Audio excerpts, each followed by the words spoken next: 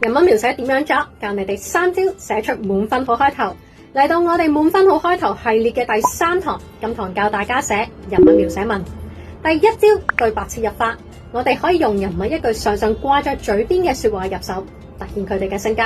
譬如你可以咁樣寫：怕什麼？跌倒了再站起來。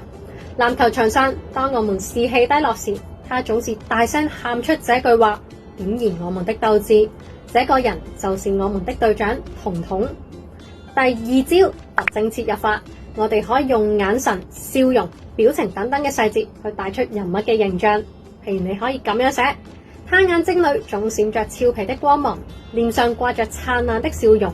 每當有同學悶悶不樂時，他都會故意做出誇張的表情，引得對方捧腹大笑。他就是我們班的開心果小亮。第3招場景切入法，我哋可以透過描寫特定嘅一個瞬間去帶出人物嘅特質。譬如你可以咁樣寫：呢一刻操場上熱氣翻滾，大家都停下了腳步，只有他仍在奔跑。他咬緊牙關的模樣，讓我明白什麼叫永不放棄。這個人就是我最敬佩的同學子樂。只要透過呢3招，我哋一樣可以寫到特別有出色嘅滿分好開頭。咪走住，拎咗禮物未啊？